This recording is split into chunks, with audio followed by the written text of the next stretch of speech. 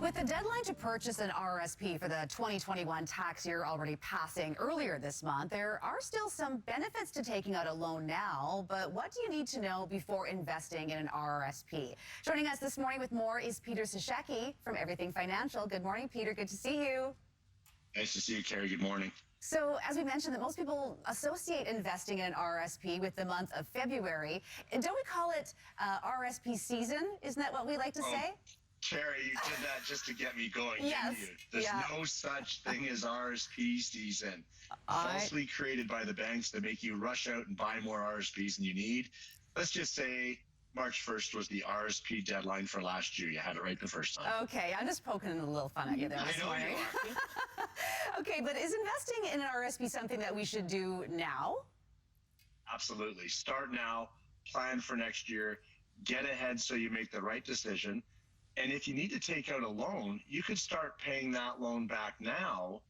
And with the refund that will be produced next year's taxes, you could have the loan paid off. So start getting 1 year ahead instead of using that RRSP deadline and really investing 1 year behind.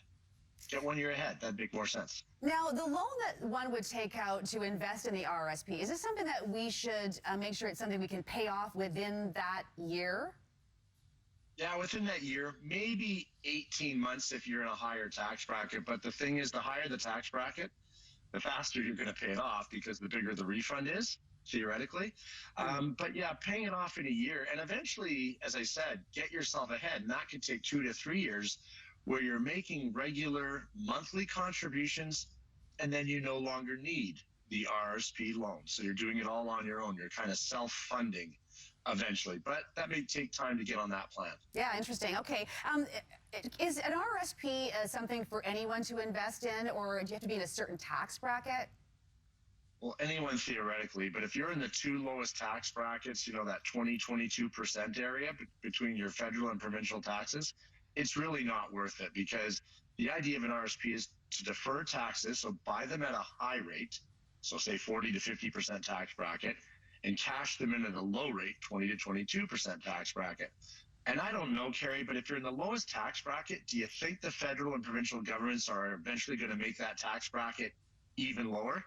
Call me a bit of a cynic, but I highly doubt it. Interesting. How many tax brackets are there? Like, what's the low end and what's the high end? 20% is the low end combined federal, provincial, and this lovely province of British Columbia that we love. We don't love the high tax bracket because it's 53.5%. And when you add that to some of the other taxes we pay, gas, lately these days, it's in the news, in case anyone's been under a rock, that's the highest tax in Canada when you combine it with some of the other taxes we pay by a long shot. Yeah, it does sound pretty high. Okay, so as we wrap up here, who should be considering in investing in an RRSP?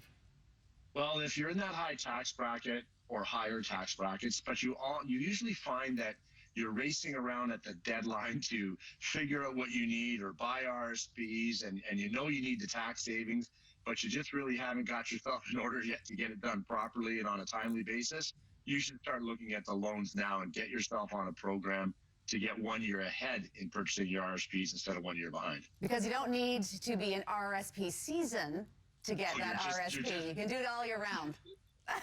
Exactly. You're just poking the bear today. I know. I'm just having fun today. It's Wednesday. I know. I'm feeling punchy. Exactly. We got to get through the day somehow. Absolutely. Peter Sashecki with Everything Financial. Thank you so much for joining us this morning. Have a good one. Hey, thanks, Carrie. Have a great day.